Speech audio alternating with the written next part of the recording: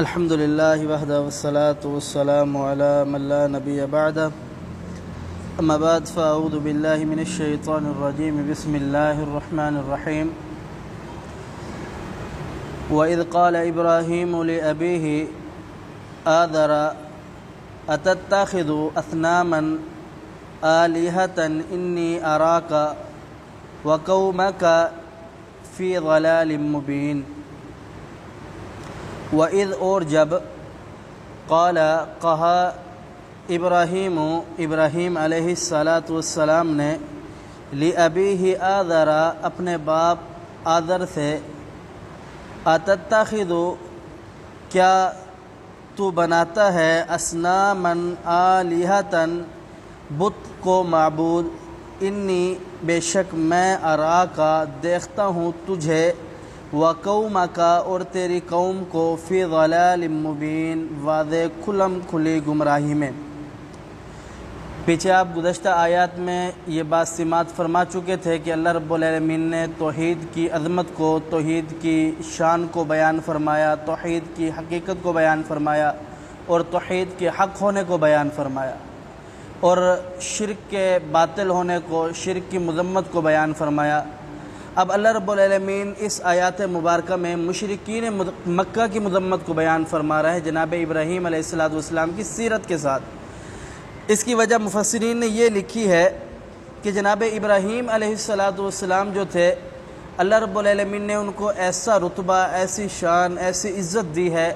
کہ دنیا کے اندر سوائے ایک کمیونسٹ کے علاوہ باقی جتنے بھی لوگ ہیں وہ اپنے آپ کو ابراہیمی کہتے ہیں۔ تو اس وجہ سے اللہ رب العالمین نے مشرکین مکہ کو سمجھانے کی خاطر فرمایا کہ ابراہیم علیہ السلام کا کیا نظریہ تھا، کیا عقیدہ تھا، انہوں نے اللہ رب العالمین کی توحید کی خاطر کیا کیا قربانیاں دی ہیں۔ فرمایا کہ ابراہیم علیہ السلام کی اس سے بڑی اور قربانی کیا ہو سکتی ہے۔ فرمایا کہ وَإِذْ قال، اللہ فرماتے ہیں کہ ابراہیم علیہ السلام کی اس ادا کو قرآن بنا کر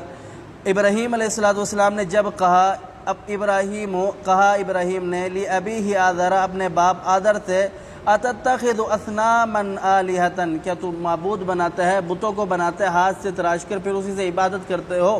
پھر اسی سے اپنی حاجات مانگتے ہو، پھر اسی سے اپنی جو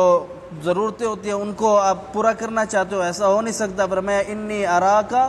وقومک فی ضلال مبین، بے شک میں ابا جان آپ کو بھی اور آپ کی قوم کو دونوں کو دیکھ رہا ہوں کہ آپ واضح گمراہی میں ہو۔